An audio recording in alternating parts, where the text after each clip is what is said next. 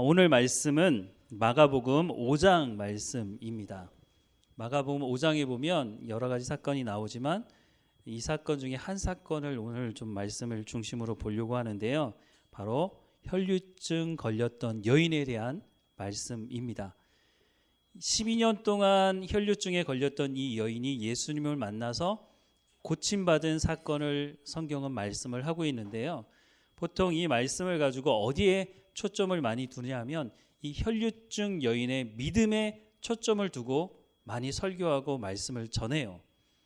물론 예수님께서도 이 여인에 대해서 뭐라고 말씀을 하셨죠? 내 믿음이 너를 구원하였다라고 하는 말씀을 하시긴 하셨지만 그 말씀을 중심으로 이 본문 전체를 보려고 하다 보니까 잘못된 방향으로 갈 수가 있다는 거예요. 그래서 우리가 이 본문을 보면서 어디에 초점을 두고 봐야 되는지 말씀을 좀 보려고 하는데요. 그래서 소제목을 왜 혈류증 여인이 손을 대었을 때 예수님은 부정해지지 않았을까? 이런 생각을 해보신 분들이 있을지 모르겠어요. 이게 이제 근거 없는 말이 아니라 구약의 말씀에 이런 말씀을 하고 있기 때문에 이 말씀을 우리가 좀 생각을 해볼 필요가 있다는 거예요. 오늘 본문 말씀인데요. 우리 같이 읽어보겠습니다. 12해를 혈류증으로 앓아온 한 여자가 있어 많은 의사에게 많은 괴로움을 받았고 가진 것도 다 허비하였을 때 아무 효염이 없고 도리어 더 중하여졌던 차에 예수의 소문을 듣고 무리 가운데 끼어 뒤에 와서 그 옷에 손을 대니 이는 내가 그의 옷에만 손을 대어도 구원을 받으리라 생각함일러라. 이에 그의 혈류 군원이 곧 마름에 병이 나은 줄을 몸에 깨달으니라. 예수께서 그 능력이 자기에게서 나간 줄을 곧 스스로 아시고 무리 가운데서 돌이켜 말씀하시되 누가 내 옷에 손을 대었느냐 하시니 제자들이 여짜오되 무리가 에워싸 미는 것을 보시며 누가 내게 손을 대었느냐 물으시나이까 하되 예수께서 이 일 행한 여자를 보려고 둘러보시니 여자가 자기에게 이루어진 일을 알고 두려워하여 떨며 와서 그 앞에 엎드려 모든 사실을 여쭈니 예수께서 이르시되 딸아 내 믿음이 너를 구원하였으니 평안히 가라 내 병에서 놓여 건강할지어다. 아멘. 여기 나오죠. 딸아 내 믿음이 너를 구원하였으니 평안히 가라. 다른 말씀보다 이 말씀이 확 와서 꽂혀요. 내 믿음이 너를 구원하였으니 평안히 가라. 우리의 가운데 믿음이 있어야 되는구나. 이 정도까지만 생각해도 되는데 여기서 이제 더 나가는 거예요. 그러면 내가 뭘 해야 되는구나. 거기다가 이제 하나씩 하나씩 덧붙이기 시작하면 완전히 다른 길로 가게 되는데요. 오늘 말씀 계속 보면 혈류증이라고 하는 것이 몸에서 피가 나는 거예요. 피는 생명이잖아요. 피가 계속 출혈이 있게 되면 사람의 생명이 위협받게 되죠. 그래서 피가 나면 빨리 중단시켜야 돼요. 근데 피가 흐르는 것을 중단하지 못하게 하는 병도 있죠. 근데 어쨌든 혈류병이라고 하는 것이 과거부터 있었고 구약 성경에도 이 말씀이 있다는 거예요. 특별히 이제 레위기 15장의 말씀에 기록되어 있는데요. 이스라엘 자손에게 말하여 이르라 누구든지 그의 몸에 유출병이 있으면 피가 나오는 병이죠. 그 유출병으로 말미암아 부정한 자라 그의 유출병으로 말미암아 부정함이 이러하니 곧 그의 몸에서 흘러나오든지 그의 몸에서 흘러나오는 것이 막혔든지 부정한즉 유출병이 있는 자가 눕는 침상은 다 부정하고 그가 앉았던 자리도 다 부정하니 그의 침상에 접촉하는 자는 그의 옷을 빨고 물로 몸을 씻을 것이며 저녁까지 부정하리라. 그러니까 피가 흐르는 병이 있는 사람도 부정하고 그 사람이 만지는 물건이나 이런 것도 다 부정해진다는 거예요. 그러니까 접촉을 차단하는 거죠. 여기까지만 보면 야, 이거 너무 심한 거 아니야? 아픈 것도 힘들어 죽겠는데 그 사람을 차단하고 분리시키라고? 야, 이건 너무 심하다는 생각이 들 수도 있겠죠. 25절, 26절, 27절에 보면요. 만일 여인의 피의 유출이 그의 불결기가 아닌데도 여러 날이 간다든지 그 유출이 그의 불결기를 지나도 계속되면 그 부정을 유출하는 모든 날 동안은 그 불결한 때와 같이 부정한즉 그의 유출이 있는 모든 날 동안에 그가 눕는 침상은 그에게 불결할 때의 침상과 같고 그가 앉은 모든 자리도 부정함이 불결할 때의 부정함과 같으니 이것들을 만지는 자는 다 부정한즉 그의 옷을 빨고 물로 몸을 씻을 것이며 저녁까지 부정할 것이요. 남자들은 이해 못하는 거죠. 피가 밖으로 흘러나오게 되면 부정하다는 거예요. 그리고 그 여인이 뭐 침상에서 잤든지 뭘 만졌든지 하면 그것도 부정하기 때문에 접촉 자체를 차단하고 있어요. 계속 그 말씀을 하고 있는 거죠. 부정하다는 것은 하여튼 좋지 않다는 거잖아요. 그러면 뭐냐면 접촉을 피하는 거예요. 이게 오래 지속이 되면 어떻게 되느냐면요. 사회로부터 분리가 돼요. 사람은 혼자 살 수가 없어요. 누군가를 만나야 되고 도움을 받아야 되고 이렇게 해야 되는데 사회로부터 분리가 된다고 하는 것은 어떻게 보면 지금도 마찬가지지만 그 당시로서는 살아있지만 죽은 거죠. 그런데 분명한 것은 몸으로부터 피가 나오게 되면 분리시키라는 거예요. 모든 걸 다 정지시키라는 거예요. 왜 그랬을까요? 이건 어떻게 보면 사회에서 공동생활을 해야 되는 사람의 입장에서 보면 죽음을 선고하는 것인데 왜 이렇게까지 말씀을 하는 걸까? 이게 부정적인 입장에서 보면 이렇게만 보이게 되는 거죠. 그런데 보세요. 레위기 15장에 계속되는 말씀인데요. 19절부터 보면 어떤 여인이 유출을 하되 그의 몸에 그의 유출이 피이면 이래 동안 불결하니 이는 그를 만지는 자마다 저녁까지 부정할 것이요. 만지는 것 자체를 차단하는 거예요. 그가 불결할 동안에는 그가 누웠던 자리도 다 부정하며 그가 앉았던 자리도 다 부정한즉 그의 침상을 만지는 자는 다 그의 옷을 빨고 물로 몸을 씻을 것이며 저녁까지. 그러니까 접촉을 했다 그러면 이게 상당히 곤란해지는 거예요. 자기도 부정해졌기 때문에 사회적인 활동을 못하게 되는 거예요. 22절을 보면 그가 앉은 자리를 만지는 자도 다 그들의 옷을 빨고 물로 몸을 씻을 것이요 저녁까지 부정할 것이며 그의 침상 위에나 그가 앉은 자리 위에 있는 것을 만지는 모든 자도 저녁까지 부정할 것이며 하루 종일 아무것도 못하는 거예요. 누구든지 이 여인과 동침하여 그의 불결함에 전염되면 이래 동안 부정할 것이라 그가 눕는 침상은 다 부정하리라 라고 말씀하고 있어요. 왜 이렇게까지 말씀할까요? 너무 세세하게. 이걸 긍정적으로 여러분은 생각해 보신 적 있습니까? 물론 오늘 본문에 등장하는 혈류병 여인은 이 병이라서 이게 고치려고 했지만 고치지 않아서 오래 지속이 됐지만 대부분은 몸에서 피가 흘러나와서 그것이 지속되지 않고 어느 순간에는 멈추는 경우가 많다는 거예요. 특별히 여인에 대해서 설명을 많이 하고 있어요. 이게 무슨 말일까요? 이걸 긍정적으로 본다면 여인을 보호하는 거예요. 그러니까 요즘 우리가 살아가는 이 사회 속에서 성범죄가 얼마나 많이 일어납니까? 이런 차원에서 본다면 여인이 불결기를 맞을 때 보호하라는 거예요. 이건 어떻게 보면 그냥 사회로부터 분리시켜서 야, 너 더러워. 이게 아니라 스스로 그 몸을 회복할 수 있도록 하는 시간들을 가질 수 있도록 해주라는 거예요. 하나님께서 그런 차원에서 이 말씀을 구체적으로 해주시고 있는 거예요.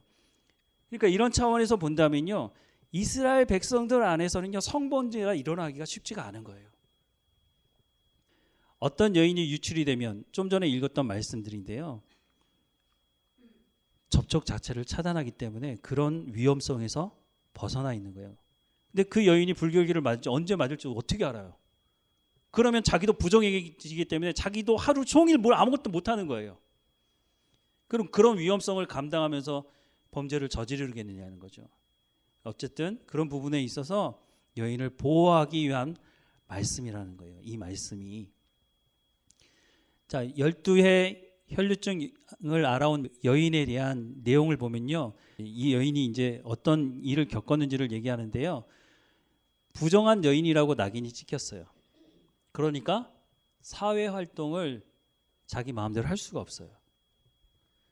의사로부터 많은 괴로움을 받았다고 말했어요. 그 말은 무슨 말이냐면 원인을 모르는 거예요. 고칠 수가 없는 거죠. 근데 이 여인은 그게 얼마나 고통스럽겠어요. 그리고 아까도 말씀을 드렸지만 피가 계속해서 유출이 되면 결국 죽게 되니까, 피가 계속 유출이 되면 정상적인 삶을 살 수가 없거든요. 어떻게 해서든지 고치려고 했겠죠.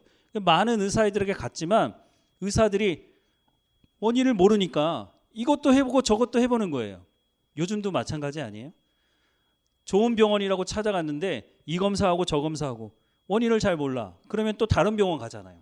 그러면 그 병원에 가면 검사 안 하나요? 똑같은 검사를 또 해. 그 검사를 받을 것이 한두 번이면 모르겠지만 계속해서 그 검사들을 받아내면 자기도 너무 힘든 거죠. 사실 그대로 얘기해 준 거예요. 많은 의사에게 많은 괴로움을 이 여인이 받았어요. 하루 이틀 받은 게 아니죠.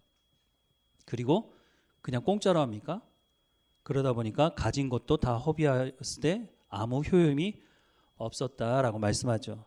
그리고 나서 보면 고통이 계속 가중이 되는 거예요. 병은 낫지 않고 돈은 계속 들어가고 시간은 계속 흘러가고 사회적인 활동도 못하고.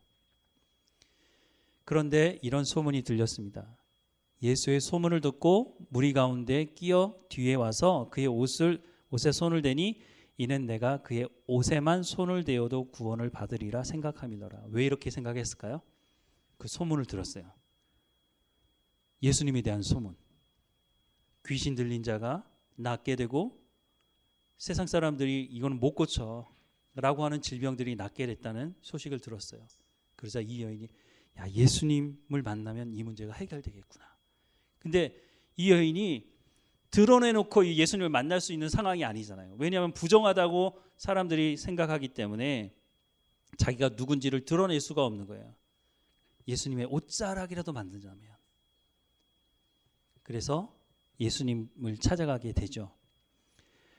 내이기 말씀에 따르면 부정한 여인이 다른 사람을 만지면 함께 부정하게 된다고 아까 계속 봤잖아요. 그 여자가 만약 이 강대상을 만들면요, 강대상도 부정해지는 거예요. 그러니까 자기만 부정한 게 아니라 어떤 물건을 만드든지 그 물건 자체도 부정해지고 그 부정해진 물건을 만진 사람도 부정해진단 말이에요. 그런데 이상하잖아요. 당연히 예수님을 만졌으니 예수님도 부정해져야 되잖아요. 구약의 말씀대로라면. 그런데 아까 봤지만 15장 5절에 그의 침상에 접촉하는 자도 부정하게 된다고 말씀하고 있으니까. 그런데 성경 어디에도 예수님이 부정해졌다는 말씀이 없다는 거예요. 이게 왜 이렇게 될 수 있을까? 이게 말씀의 근거가 있는 거냐는 거죠. 분명히 말씀의 근거로는 이 부정한 여자와 접촉한 모든 사람들은 다 부정하게 되는데 예수님은 부정해지지 않았다는 거예요. 근거가 있냐? 근거가 있다는 거예요. 출애굽기 29장 36절과 37절에 보면요, 매일 숫송아지 하나로 속죄하기 위하여 속죄제를 드리며 또 제단을 위하여 속죄하여 깨끗하게 하고 그것에 기름을 부어 거룩하게 하라. 너는 이레 동안 제단을 위하여 속죄하여 거룩하게 하라. 그리하면 지극히 거룩한 제단이 되리니 제단에 접촉하는 모든 것이 거룩하니라. 속죄제 제사를 드리면서요, 피를 묻혀요, 제단에. 근데 그 피가 유출이 돼서 모든 물건을 만지는 건 다 부정하게 되는데 이 경우만 예외가 되는 거예요. 속죄제 제사를 드리고 그 제단에게 거룩하게 되면 제단에 접촉하는 모든 것은 거룩하게 된다는 거예요. 제가 하는 말이 아니고요, 성경이 하는 말이에요. 제물의 피로 속죄가 이루어진 제단에 접촉하는 모든 것이 거룩하게 된다고 성경이 말씀해 주고 있어요. 히브리서 9장에 보니까요, 염소와 송아지의 피로 하지 아니하고 오직 자기의 피로, 누구예요? 예수님의 피로 영원한 속죄를 이루사 단번에 성소에 들어가셨느니라. 염소와 황소의 피와 및 암송아지의 죄를 부정한 자에게 뿌려 그 육체를 정결하게 하여 거룩하게 하거든 하물며 영원하신 성령으로 말미암아 흠 없는 자기를 하나님께 드린 그리스도의 피가 어찌 너희 양심을 죽은 행실에서 깨끗하게 하고 살아계신 하나님을 섬기게 하지 못하겠느냐. 율법을 따라 거의 모든 물건이 피로써 정결하게 되나니 피 흘림이 없은즉 사함이 없느니라. 출애굽기 뭐라고 돼 있다고요? 제단에 접촉하는 모든 것이 거룩하니라. 속죄제 제사를 드린 그 제단은 만지는 사람마다 부정하게 되는 게 아니라 거룩하게 된다고요. 근데 그 역할을 누가 하셨다고요? 예수님이 하셨다는 거예요. 예수님이 십자가에 못 박혀 죽으신 것이 속죄 제사를 드린 거죠. 화목제 제사이기도 하지만 우리 모든 죄를 용서함 받기 위해서 예수님께서 자기의 몸을 드리신 거예요. 피와 물을 다 쏟으셨죠. 피는 뭐라고요? 피 흘림이 없으면 제사함이 없다고요. 그래서 예수님께서 피를 흘리신 거예요. 그러니 이 부정한 여인이 예수님을 만났을 때 제단이 거룩함으로 그 제단을 만지는 사람마다 다 거룩하게 되는 것처럼 예수 그리스도를 만지는 부정한 사람, 우리가 부정한데 예수님을 영접하고 예수님을 만지게 되면 예수님이 부정해지는 것이 아니라 오히려 예수님을 통해서 내가 거룩한 대로 초대함을 받게 된다고 성경이 말씀해 주고 있는 거예요. 이 여인이 이것을 알고 예수님을 접촉했는지 모르겠지만 성경은 그 근거를 제공해 주고 있는 거예요. 그래서 히브리서 말씀에도 피 흘림이 없으면 죄사함이 없는데 그 피 흘림을 예수님께서 감당하셨고 그래서 그 예수 그리스도의 피 흘림으로 말미암아 우리가 죄 사함을 받고 우리가 거룩한 가운데로 초대함 받을 수 있었다고 말씀을 해주고 있는 거예요. 12의 혈류증 앓았던 여인이 예수님의 옷자락을 만지면 이라고 아까 그 초대에 말씀드린 그 말씀인데요. 여기에 이제 집중하다 보니까 예수님께서 우리의 속죄 제물이 되셔서 우리를 거룩한 가운데로 초대해 주셨다고 하는 이 말씀을 여기서 보지 못하는 거예요. 이 여자의 믿음이 중요한 거예요. 여기서는 또 예수님께서 거기다 또 말까지 하셨기 때문에 사람들의 관심이 그 여인의 믿음에 대한 관심이 있지만 예수님이 이 여인을 낫게 하지 않으시면 이 여인은 나을 수가 없거든요. 물론 예수님께서 그 여인에 대한 믿음에 대해서 말씀하시지만 더 중요한 게 그 여인의 믿음이 아니라 예수님이 거룩하신 분이시고 그 거룩하신 예수님께서 속죄 제물이 되셔서 이제는 그 예수님을 접촉하고 만지고 또 예수님을 영접하는 사람은 거룩하게 된다고 하는 이 사실을 사람들이 잊고 그냥 넘어간다는 거예요. 아무리 이 여인이 좋은 마음을 가지고 예수님께 나간다 할지라도 예수님이 그런 역할을 할 수가 없는 분이라면 나을 수가 없다는 거죠. 그러니까 우리가 어디에 관심을 두고 이 말씀을 봐야 하느냐는 거예요. 오늘 본문에 보면 여러 무리가 나오는데 무리들이 나와요. 무리들은 예수님을 에워싸고 막 가고 있어요. 이런 생각 자체가 없어요. 제자들이 있어요. 야, 누가 내 옷자락을 만진 것 같다? 그랬더니 제자들이 뭐라 그래요? 아우, 예수님 지금 사람이 얼마나 많은데. 12의 혈류증으로 앓은 여인은 믿음을 가지고 일단 어쨌든 나왔어요. 어떻게 해서든지 예수님의 옷자락이라도 만져보려고. 그리고 예수님이 나와요. 그런데 모든 관심이 이 여인에게 있어요. 예수님이 주인공인데 이 여인이 주인공인 것처럼 뒤집어 씌워가지고 예수님이 이런 역할을 하신다는 것은 전혀 얘기하지 않고 그러니까 이런 식으로 쭉 얘기하면 어떻게 되겠어요? 여러분 왜 믿음이 없습니까? 혈류병 여인은 이렇게 믿음이 있는데 여러분 왜 믿음이 없습니까? 막 하면서 그러면 또 자책하게 되잖아요. 나는 그런 믿음이 있나 없나? 물론 생각해 볼 수는 있겠죠. 그런데 중요한 건요. 어떤 상태에 있지 어쨌든 이 여인은 부정한 사람이잖아요. 그런 차원에서 본다면 우리도 마찬가지인 거죠. 나같이 부정한 사람이 나같이 죄 지은 사람이 어떻게 내가 구원받을 수 있느냐. 그런데 여기에 집중하다 보면요. 이 자책하는 마음 때문에 예수님께 나갈 수가 없는 거예요. 근데 이걸 가장 잘 알고 공격하는 게 사탄이에요. 내가 너 그럴 줄 알았다. 너 하나님도 사랑 안 해. 너 한두 번도 아니고 말이야. 계속해서 너 반복해서 그 죄 짓는데 너 하나님 앞에 용서를 구하면 하나님 용서하겠어? 너 한두 번이지. 너도 생각해봐. 누가 너한테 잘못했는데 한두 번은 용서해 주는데 너 계속해서 그 잘못하면 너 용서해 주겠어? 하나님도 너 이제 사랑 안 해. 그러면요. 그 말이 어느 순간 꽂히는 때가 있어요. 그럼 그때부터 어떻게 하죠? 기도 안 해요. 그때부터 예배 안 드려요. 말씀 안 봐요.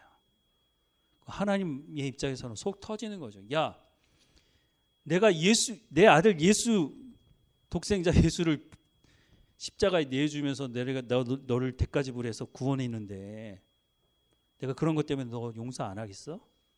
하나님 속 터지는 거죠. 우리가 잘못하면 이 12해 동안 혈류증에 걸렸던 이 여인이 집중하다 보면요, 그런 함정에 빠질 수가 있다는 거예요. 예수님을 봐야죠. 이 여인이 예수님을 만났기 때문에 고침받을 수 있었던 거니까. 30절 말씀을 다시 한번 보면요, 예수께서 그의 능력이 자기에게서 나간 줄을 스스로 아시고, 마지막에 보면 예수께서 이르시되 평안히 가라, 내 병이 놓여 건강할지어다 라고 말씀하고 있어요. 여기서 예수님이 빠지면 이야기가 안 되잖아요. 예수님이 그래서 말씀의 주인공이시라는 거예요. 레위기 11장 45절에 보면 나는 너희의 하나님이 되려고 너희를 애굽 땅에서 인도하여 낸 여호와라, 내가 거룩하니 너희도 거룩할지어다 라고 말씀하세요. 하나님이 말씀하시는 거예요. 내가 거룩하려고 노력하는 게 아니고요, 하나님께서 우리 가운데 거룩하라고 말씀해 주고 있는 거예요. 그러니까 우리가 거룩해질 수가 있는 거예요.